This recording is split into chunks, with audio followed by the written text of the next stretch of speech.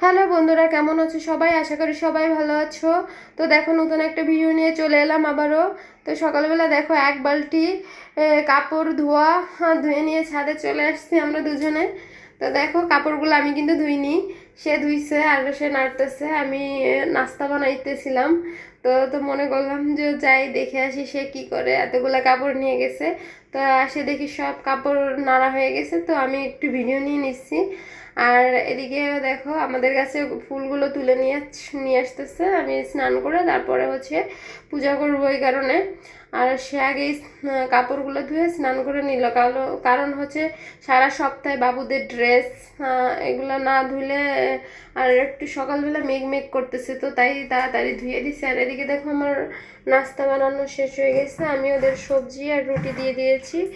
তো একটা নাস্তা করার পর আমি দুপুরে রান্না করব। তো দেখো, আজকে দুপুরে রান্না করার জন্য তেমন কিছু নাই, কারণ বাজার করা হয় নাই। ঘরে অল্প একটু ফ্রিজে মাংস ছিল, সেটা আমি রান্না করতেছি আলু দিয়ে। আর হচ্ছে যে শাক, পুঁই শাক দিয়ে একটু রুই মাছ দিয়ে ঝোল রান্না করতেছি, আর হচ্ছে পটল ভাজি করব।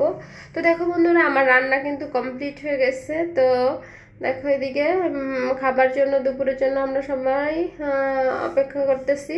তো খাওয়া দাওয়া শেষ করে একটু নিচে যাব। তো দেখো বন্ধুরা, আমি আর বেবি রেডি হয়ে নিচে যাব একটু।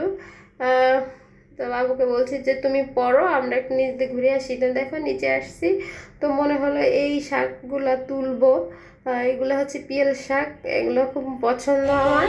তো দেখো, শাকগুলো তুলে হচ্ছে একটু পলিথিনে করে তুলে তারপরে বাসায় নিয়ে আসবো, তাই চিন্তা করছি। তো দেখো, এটা তুলতেছি। তো শাকগুলো তুলে নিচে রেখে তারপরে হচ্ছে আমরা একটু গরুর ফার্মে গেলাম। তো দেখো, কতগুলো গরু, অনেকগুলা গরু। তো বাসায় চলে যাবো, এখন সন্ধ্যা হয়ে গেছে প্রায়। দেখো বন্ধুরা, বাসায় চলে এসে আমি চা করে নিলাম সবার জন্য, আর হচ্ছে একটা লাল চা, কারণ বাবু দুধ চা খায় না এই কারণে। তো আমরা এখন নাস্তা শেষ করে তারপরে ওদের পড়াইতে বসে আমি হচ্ছে শাকগুলো কুটবো।